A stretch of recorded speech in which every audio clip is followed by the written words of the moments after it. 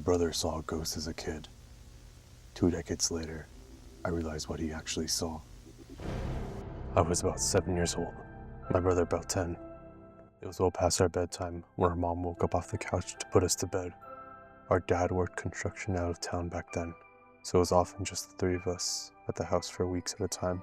Up the stairs and to the immediate right was our parents' bedroom. Going left put you in the middle of a hallway. Taking another left down the hallway led to my brother's room. The opposite end was my room, which was also across the hall from our upstairs bathroom. At either end of the hallway, our window doors we always kept locked and rarely used. The door on my end led to the balcony overlooking our front yard, and the door on my brother's end opened to our back porch. The house kind of leans into a small hill. My brother and my mom both had a habit of waking up in the middle of the night to use the bathroom. I only knew this because I was always a light sleeper and they just couldn't help flushing with the door wide open. This night, however, my brother stopped on the way to his room and came back towards the bathroom. I'm gonna try to pee before I go to bed. The past few nights I've been too afraid to walk to the bathroom. I keep seeing a man wearing stripes at the end of the hallway. I don't know if my mom wrote it off as my brother telling ghost stories to try to scare me, or if she was already half asleep and didn't catch it, but she didn't react at all to my brother's confession. I, on the other hand, was terrified by it. The fear of seeing a ghost like that at the end of the hallway or through the window is the reason I started running from the stairs to my bedroom at night. Years later, when I was about 18, my mom and I were having a conversation in her car about a dog we had a very short time when I was little. We were sharing stories about Max's tendency towards destroying my shoes and other unruly behaviors my mom blurted out. Do you remember that time I opened the front door for the cops and Max ran inside the kitchen and started tearing open a big bag of dog food we had? This really caught me by surprise, because in all the years I had lived in that house, we had never once called the cops. Gun owner family, in a quiet, rural West Virginia neighborhood, etc. I asked her what she was talking about, and she looked equally surprised, as if she had revealed something by accident. Oh, that's right. I never told you because you were too young at the time. One night, I woke up hearing noises outside my window, and when I looked, I had saw a man staring into my bedroom. She went on to describe how turning on the lights caused him to take off running, and how she grabbed my dad's pistol before calling the cops.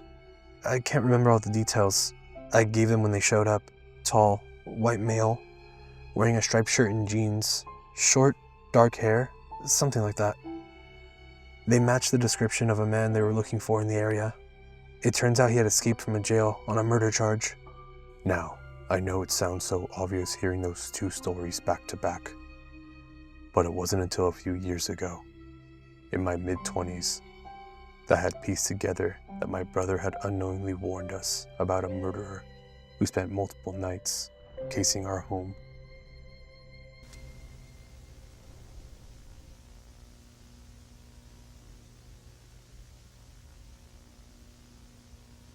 Someone broke into my house and tried to find me. A few years ago, I was renting a house in Northern California. The neighborhood was just outside the suburbs.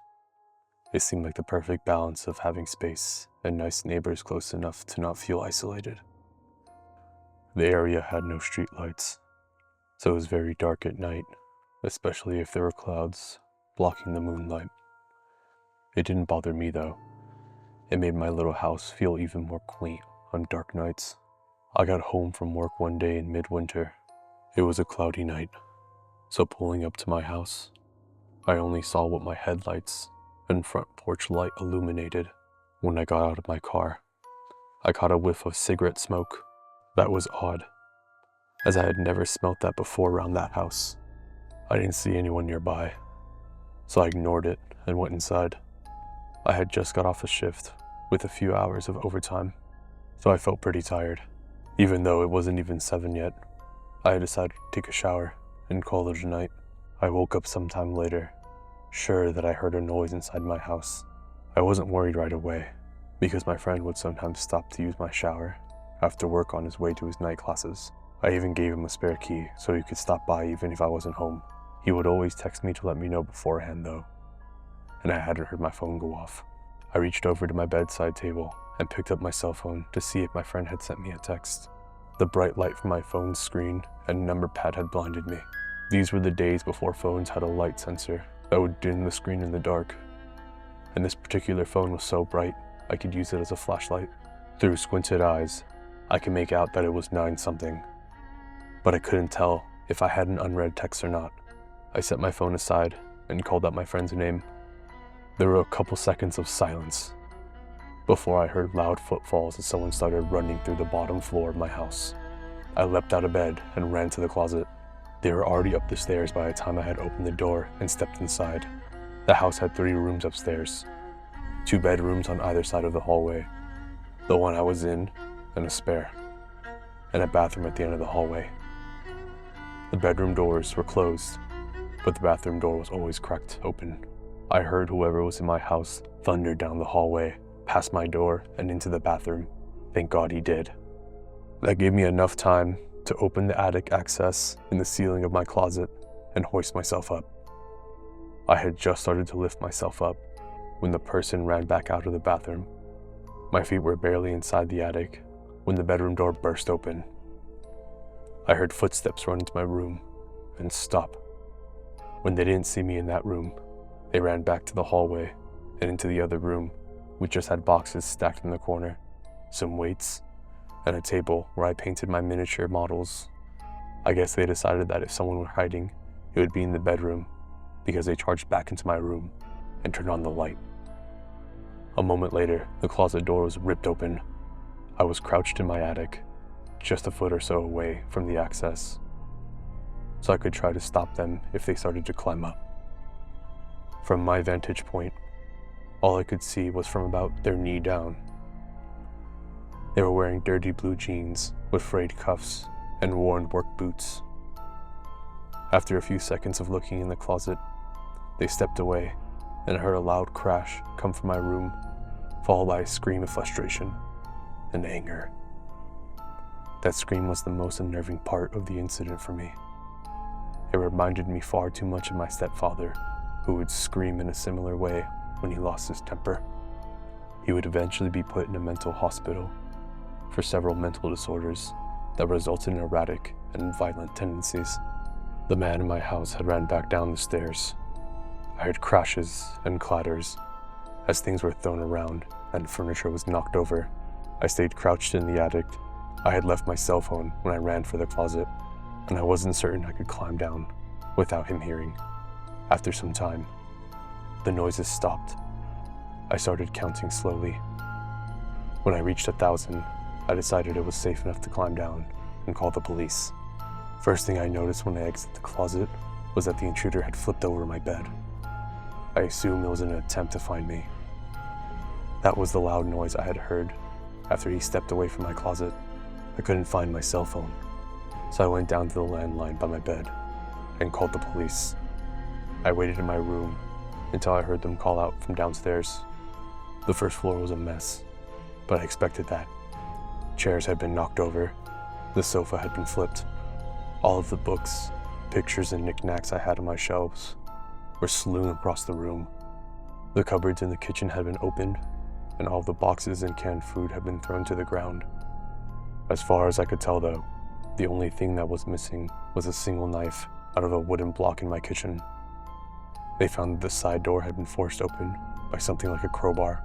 They found a few cigarette butts along my fence line, along with some foil and an empty pen tube, which the police said people often used to smoke meth. So they think he had been watching my house for a while. I realized that he must have been out there smoking a cigarette when I got home. They collected up the evidence and told me I could stay with a family or friend that night and get that door fixed as soon as possible. I opted to just not sleep. I moved the shelf to block the broken door and spent the next couple of hours cleaning things up.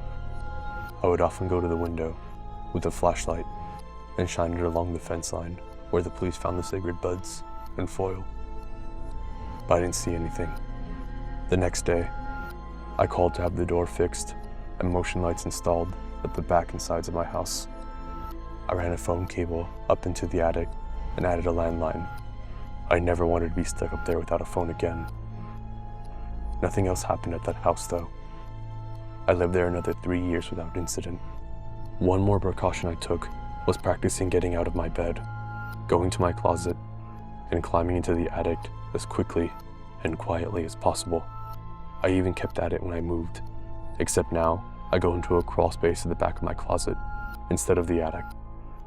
I try not to think about what would have happened if I had been a bit slower getting into the attic, or if he hadn't gone into the bathroom at the end of the hall first.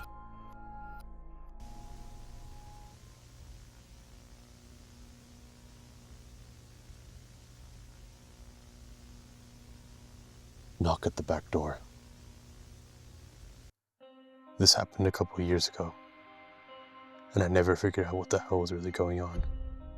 I was staying with my mom for 2 months over the summer, helping her get settled after my dad passed. She just moved out of the house I grew up in and into a new suburb. Seemed like a really safe neighborhood, just normal houses and people who mostly kept to themselves. One night I'm watching TV in the living room. Mom had gone to bed already. I hear a knock at the back door.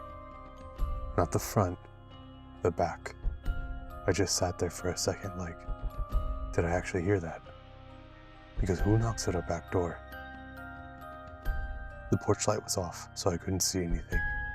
And they weren't knocking again. Just dead quiet. Eventually I got up and went to check, flipped on the light, and there's this guy standing there on the back patio.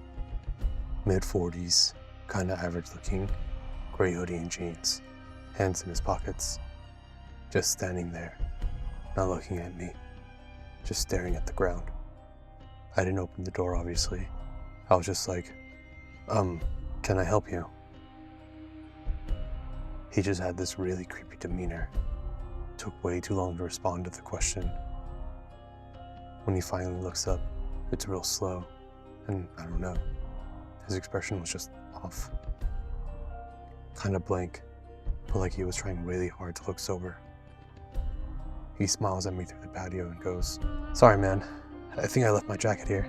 I just stare at him, because what? I tell him, "You got the wrong house." Then he does this thing where he tilts his head, just like a dog when they hear a weird noise. And he's still smiling, but he doesn't answer. Just stands there. After a few seconds, which I swear feel like minutes too long, he finally says, "Oh yeah, okay, my bad," and turns and walks away. I made a huge mistake here by immediately turning off the backlight. It didn't click right away. But the house just had one of those old wooden fence gates that creaks and latches real loud. In the middle of the night, I woke up in a sweat because I realized I hadn't heard it. I went back and turned on the light, and I could see that it was still closed. He would have had to open it and shut it without me hearing. And I just don't think that could happen. So I tried to turn on the porch light to see if anyone was out there, but it doesn't turn on. I sat in the kitchen till the sun came up, just waiting for something to happen. Once it was light out, I went outside and checked the porch light. It had been unscrewed, just enough so it wouldn't come on. We called the cops. They came by and looked around. They found that the wood on the front door was chipped up, right around where the deadbolt was, as if someone was trying to pry the door open. They also found out from a neighbor that someone had been snooping around the backyard earlier in the day. My mom and I were out shopping. The worst part about this story is there is no resolution. The guy never came back. Nothing weird ever happened again that my mom had noticed. I eventually had to leave, and she still lives in that house, alone.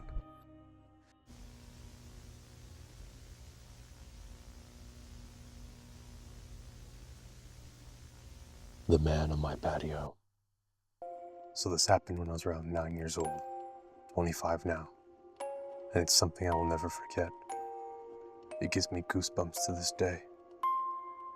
I live in a terraced house, 4 houses combined, and my neighbor and I had always had our own little patio. There's a small road, 10 meters from my yard, where people do their Sunday walks on, and so on. Only a small fence separates my yard and the patio from that road. I live in a pretty crowded area, with several of these terrace houses spread around in my neighborhood. so seeing people walking on the road is pretty normal for me. Seeing random people standing on my patio is not. When I was 9, I usually got home from school about an hour before my mom got back home from work. I lived maybe 50 meters away from the school, so my mom figured I was mature enough to be home alone around an hour before she got home.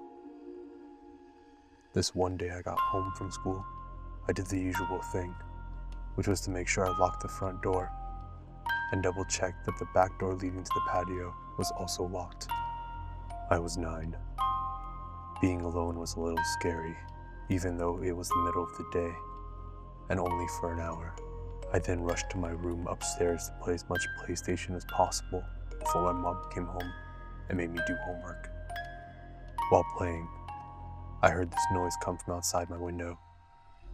My room was located 1 floor over the patio, with a view to the road I told you about before. It was kind of like the sound of a cat. But my cat had been missing for over 3 months.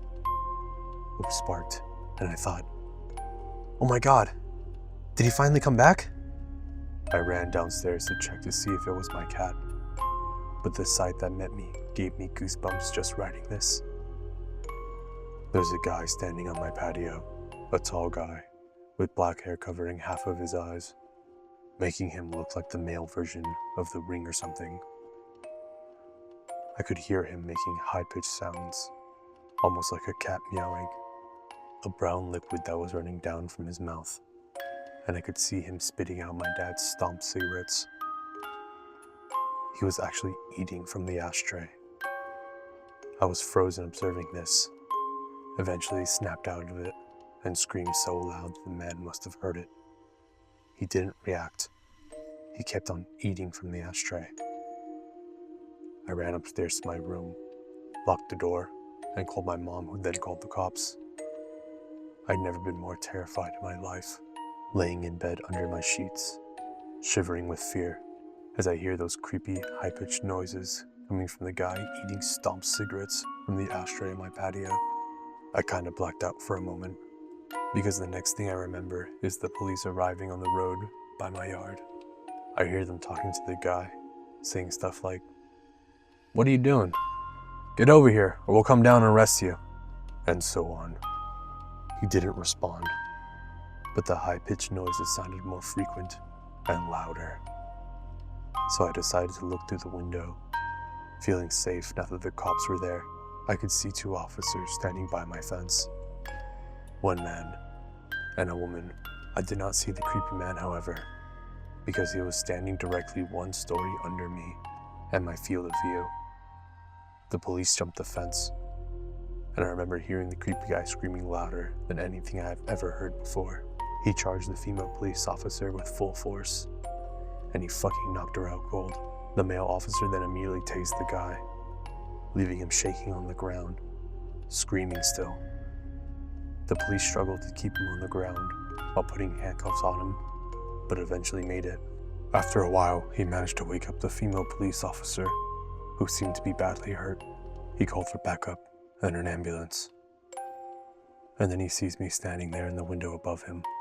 The expression on my face must have been something else, because he just looked at me and said, "I sure as hell hope you didn't see all that." I started to cry. By this time, neighbors started to arrive, wondering what the hell was going on. One of my neighbors, an elderly woman, made me come down, and she took care of me until my mom came back home. The police took the creepy guy with them in the car and left. Before they left, they promised to come back and talk to us about what had happened. This is where the story takes an unexpected turn. The male police officer came back later that night and sat down with me and my mom to talk. He explained that the guy on my patio was actually diagnosed with severe autism. He had escaped a facility where mentally challenged people lived, located around 5 kilometers from where I live. He explained the guy had actually been living in my house 5 years ago, but he had been forced to move when his mom, his only caretaker, died. The poor guy probably thought he would find his mom in my house. He missed the routines, and he missed living there with his mom. the police had to move him from the house, that time 5 years ago. From what I had heard, he had extreme tensions in his body because of the autism, making his muscles grow stronger and stronger throughout the years. This was the reason he reacted the way he did when the police came this day. Still frightened, I told the police officer that he needed to make sure this would never happen again. He promised it wouldn't. After a few sleepless nights, my life got back to normal. The years went by, and the guy didn't come back. Until 1 year ago. At this time, my mom and dad had moved out. I bought the house from them, and I'm still living there today. I was enjoying my morning coffee on the patio when I see this random guy stopping on the road by my fence. He just stands there, looking at me.